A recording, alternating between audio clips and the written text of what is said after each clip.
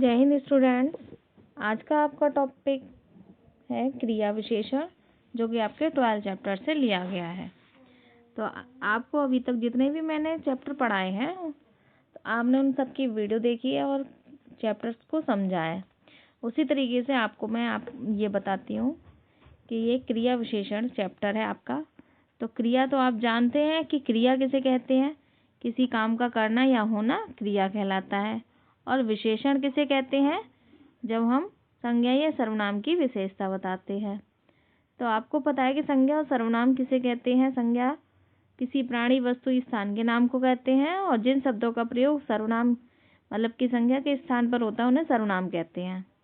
तो उन दोनों की विशेषता बताते समय विशेषण का प्रयोग होता है। अब यहाँ पर है क्रिया विशेषण। तो क्रिया विशेषण की क्या डेफिनेशन होनी चाहिए।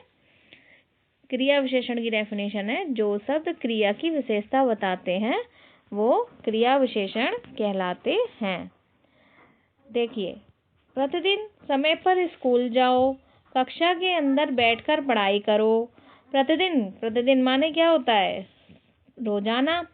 यानी यहाँ पर किसकी बात हो रही है, समय की बात हो रही है। समय पर स्कूल जाओ, तो स्कूल जाते समय क्या ध्यान रखना है कि आपको रोज जाना है। कक्षा के अंदर बैठकर पढ़ाई करो, तो यहाँ अंदर शब्द क्या है, स्थान बता रहा है कि अंदर बैठकर पढ़ाई करिए। दोस्तों के साथ खूब खेलो, घर जाकर ध्यान से पढ़ाई को दोहराओ। यहाँ पर ये शब्द लिखा है खूब। खूब माने होता है कि इसकी मात्रा बताई जा रही है आपको माप तोल की बात में, कि आपको कितना खेलना है कितना नहीं खेलना है। खूब दोस्तों के साथ खूब खेलो। खूब खेलो से मतलब होता है कि आप उसके बच्चों के साथ में जब एंजॉय करें तो फुल मस्ती के साथ करिए, लेकिन टाइम बे टाइम नहीं, है ना। तो वहाँ पर खूब खेलो का मतलब है कि अच्छे से खेलिए। घर पर ध्यान से पढ़ाई को दोहराओ। घर आकर ध्यान से मतलब अच्छे से दोहराओ, यानी दोबारा से पढ़ो। तो ऊपर दिए गए वाक्यों में आए रंगीन शब्द प्रतिदिन, अंदर, खूब तथा ध्यान से क्रिया के समय, स्थान, मापतोल और तरीके के बारे में बता रहे हैं। स्कूल कब जाना है, प्रतिदिन।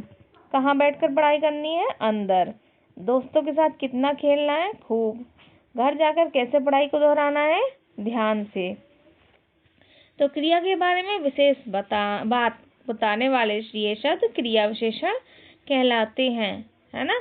तो यहाँ पर कहाँ बैठकर करनी है, तो क्रिया की विशेषता बताई जा रही है, और क्रिया की विशेषता बताने जाने पर आपको इन शब्दों का प्रयोग करना पड़ेगा। कब, कहाँ, कितना, कैसे, ये आपके क्या है, इस क्वेश्चन से आपको पता चल जाएगा कि यहाँ पर किसकी बात की जा रही है। क्रिया के विषय में क्रिया का कौन सा प्रकार है।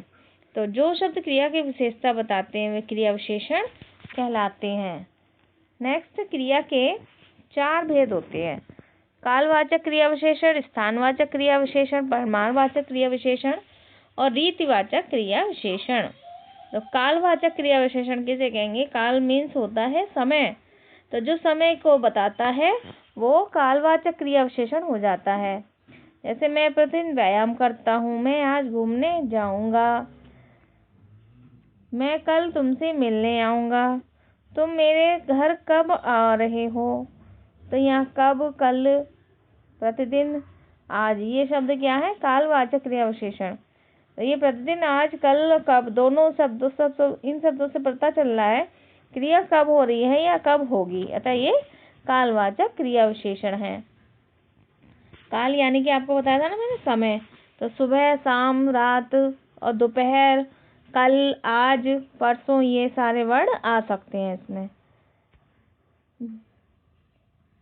तो इसकी डेफिनेशन क्या हो गई, कालवाचक क्रिया विशेषण की, जो शब्द क्रिया की काल संबंधी विशेषता बताते हैं वे कालवाचक क्रिया विशेषण कहलाते हैं। स्थानवाचक क्रिया विशेषण, स्थानवाचक में आपको यहाँ पर स्थान शब्द से पता चल रहा है कि स्थान का बोध हो रहा है ना। तुम वहां जाकर बैठो जाओ, तुम यहाँ आओ, तुम जाकर वहां बैठ जाओ। वहां शब्द यानी किसी स्थान के बारे में बताया जा रहा है। तुम यहाँ आओ यानी कि अपने पास बुलाकर कहीं बैठाना जा रहा है। बिल्ली इधर बैठी है, तुम कहाँ जा रहे हो। है ना। तो बिल्ली इधर बैठी है, बिल्ली के बारे में बताया जा रहा है कि ये इधर बैठी है, कोई स्थान पर बैठी है, बक्से पर बैठी है, बॉक्स पर बैठी है। तुम कहाँ जा रहे हो, ये सवाल किया जा रहा है कि आप कहाँ जा रहे हैं। तो जा रहे हैं कहाँ, ये शब्द आ गए हैं। बिल्ली इधर बैठी है, तो यहाँ पर वहाँ, यहाँ, इधर, कहाँ शब्दों से ये पता चल रहा है कि क्रिया कहाँ हो रही है। अतः ये स्थानवाचक क्रिया विशेषण है। जो शब्द क्रिया स्थान संबंधी विशेषता बताते हैं वे स्थानवाचक क्रिया विशेषण कहलाते हैं। जो शब्द क्रिया स्थान संबंधी, स्थान यानी कि कोई भी जगह के बारे में बताते हैं, अंदर बाहर, ऊपर नीचे, यहाँ वहाँ, इधर उधर, ये शब्द इसमें आ सकते हैं। नंबर 3 है परिमाणवाचक क्रिया विशेषण। आज थोड़ा ही खाऊंगा, यहाँ से घर कितनी दूर है। परिमाणवाचक का मतलब होता है कि माप तोल। परिमाप माने होता है माप तोल, जैसे आप किसी चीज़ को नाप के बोलते हैं, लेकिन यहाँ पर क्या है, इन शब्दों से पता चल रहा है।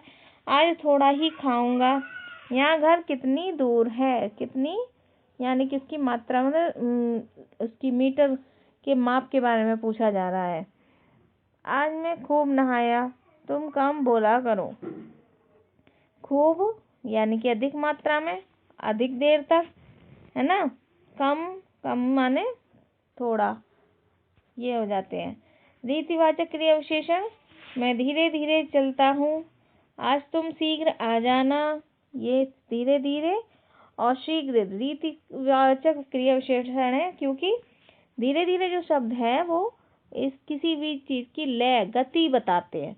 जैसे दादाजी धीरे धीरे चलते हैं, पिताजी धीरे धीरे बाजार जाते हैं, आज मैं शीघ्र आज तुम शीघ्र आ जाना, है ना। तो आज तुम शीघ्र माने जल्दी आ जाना। तो ये रीत लय बता रहे हैं, कौन सा काम कैसे हो रहा है। राहुल मधुर बोलता है, वह लड़का तेज बोलता है।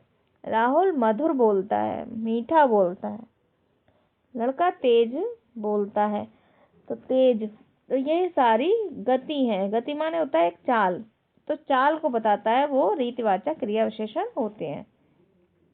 ऊपर दिए गए वाक्यों में धीरे धीरे, शीघ्र, मधुर तथा तेज शब्दों से यह पता चलता है कि क्रिया कैसे हो रही है। अतः ये रीतिवाचक क्रिया विशेषण कहलाते हैं। जो शब्द क्रिया के तरीके, गुण, प्रकार आदि के बारे में बताते हैं वे रीतिवाचक क्रिया विशेषण कहलाते हैं।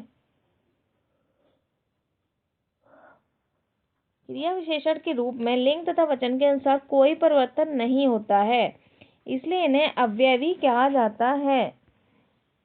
परिमाणवाचक विशेषण तथा परिमाणवाचक विशेषण और परिमाणवाचक क्रिया विशेषण में क्या अंतर होता है। तो परिमाणवाचक विशेषण में देखिए, यह तो आप जानते हैं कि संज्ञा और सर्वनाम की मात्रा का बोध होता है जब, तो कैसे करते हैं, शब्द परिमाणवाचक विशेषण कहलाते हैं। जैसे वह अधिक किताबें पढ़ता है, इस वाक्य में अधिक शब्द किताबें संज्ञा की विशेषता बता रहे हैं, इसलिए विशेषण है। अधिक शब्द जो है किसकी, किताबों की विशेषता बताते हैं, है ना। अब इस पाठ के आधार पर क्रिया की विशेषता बताने वाले शब्द क्रिया कहलाते हैं। तो कैसे, वह अधिक पढ़ता है, वह अधिक किताबें पढ़ता है, यहाँ पर लिखा है, यहाँ लिखा है अधिक पढ़ता है। तो उपरोक्त वाक्य में अधिक शब्द पढ़ता है क्रिया की विशेषता बता रहा है, इसलिए यहाँ यह परिमाणवाचक क्रिया विशेषण है। खूब पढ़ो, खूब किताबें पढ़ो। तो यहाँ पर क्या है, खूब पढ़ो, क्या पढ़ो, उसका ऑप्शन नहीं दिया है, अतः ये क्रिया विशेषण है। खूब किताबें पढ़ो, तो ये क्या है, विशेषण है। खूब शब्द यहाँ किताबों के लिए यूज हो रहा है और यहाँ पर पढ़ने के लिए यूज हो रहा है। तो ये हो गए आपके क्रिया विशेषण और विशेषण में अंतर। अन्य क्रिया विशेषण शब्द देखिए, कालवाचक, स्थानवाचक, परिमाणवाचक, रीतिवाचक। तो इनमें कौन कौन से शब्द यूज होते हैं ये आपको बताया जा रहा है। कालवाचक में जैसे हमेशा, कल, रोज, लगातार, आजकल, तत्काल, ये हो जाते हैं आपके कालवाचक क्रिया विशेषण। स्थानवाचक अंदर, आगे, वहाँ, यहाँ, इधर, उधर, किधर, ऊपर, तो ये हो जाते हैं स्थानवाचक। परिमाणवाचक थोड़ा, कम, बराबर, कुछ, पर्याप्त, इतना, उतना। और रीतिवाचक लगातार, ध्यानपूर्वक, झटपट, हंसते हंसते, है ना। तेज, धीरे धीरे, ये शब्द भी आते हैं रीतिवाचक क्रिया विशेषण में। तो आपको ये चैप्टर समझ में आ गया होगा और आप इसको फिर से रीडिंग कर लेंगे और इसके बारे में जो भी आपको पूछना है वो आप पूछ सकते हैं। धन्यवाद।